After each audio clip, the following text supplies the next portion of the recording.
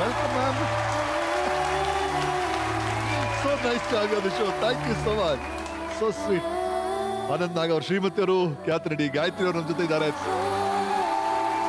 S ma'am, over to you. As a husband, as a father, how is he? Audience ಕಾಯ್ತಾ ಇದ್ದಾರೆ ನಿಮ್ಮ ಬಾಯಲ್ಲಿ ಕೇಳಬೇಕು ಅಂತ. He's an extraordinary father. Yes.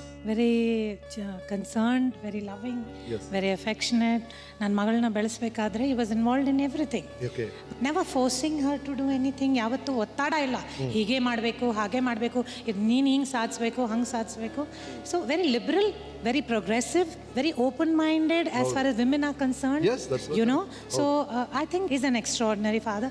As a husband, ಯಾವತ್ತೂ ನನಗೆ ಹೀಗೆ ಮಾಡಬೇಕು, ಹಾಗೆ ಮಾಡಬೇಕು ಹಾಗಿರಲಿಲ್ಲ. Fantastic. ಏನೋ ಐ ಮೀನ್ ನಾನೇ ಹೇಳಿದ್ದು ನಾನು ಮದುವೆ ಆದಮೇಲೆ ಸಿನಿಮಾ ಮಾಡಲ್ಲ ಅಂತ. And he was happy with that. And I am proud. Yes. And I am proud that he is the way he is.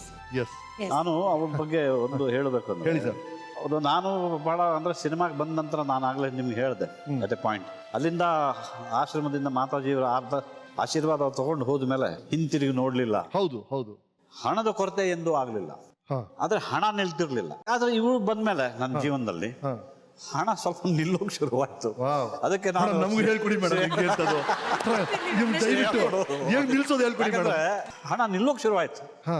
ಅದೇ ನನಗೆ ಆಶ್ಚರ್ಯ. ಅರೆ ಇಷ್ಟೊಂದು ಎಲ್ಲಿಂದ ಹೆಂಗೆ ಸೇವ್ ಮಾಡಿದೆ ನೀನು ಅನ್ನೋದು ಒಂದು ಕಡೆ. ಇನ್ನೊಂದು ಕಡೆ ಅಲ್ಲಿ ಸಂಕೇತ್ ಸ್ಟುಡಿಯೋ ನಡೆಸ್ತಿದ್ವಿ. ಶಂಕರ್ 5 ವರ್ಷ 85 ಶುರು ಮಾಡಿದ್ದು, ಶಂಕರ್ 90ರಲ್ಲಿ ಹೋದ.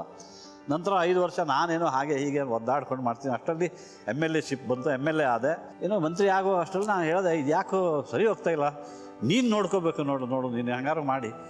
I told you will not believe, 3 ತಿಂಗಳಲ್ಲಿ ಅಷ್ಟು 11 ವರ್ಷ ಲಾಸಲ್ಲಿ ನಡೀತಾ ಇರೋ ಸ್ಟುಡಿಯೋನ ಪ್ರಾಫಿಟಿಗೆ ತಂದಿದ್ದವಳು. ಮೇಡಮ್, ಈ ಶೋ ಮುಗಿದ್ಮೇಲೆ 1 hour ನಾನು ಎಕ್ಸ್ಪರ್ಟ್ ಅಡ್ವೈಸ್ ಆಮೇಲೆ ನೋಡಿದೆ, ಸಪರೇಟ್ ಆಗಿ ಅನಲೈಸ್ ಮಾಡ್ತಿದ್ದೆ. ಯಾಕೆ ಹಿಂಗೆ ಇವಳಿಗೆ ಹೌಸ ನನ್ನ ಕೈಯಲ್ಲಿ ಯಾಕೆ ದುಡ್ಡು ಉಳಿಯೋದಿಲ್ಲ, ದುಡ್ಡು ಹೀಗೆ ನೋಡಿದ್ರೆ ಅವಳ ನಕ್ಷತ್ರ ಏನು ಅಂತ, ಧನಿಷ್ಠ ನಕ್ಷತ್ರ, ಧನಲಕ್ಷ್ಮಿ. ಅದಕ್ಕೆ ನಾನೀಗ ಅವಳು ಧನಿಷ್ಠ ಅಂತ ಕರೆಯೋಣ ಅಂತ ಇದ್ದೀನಿ.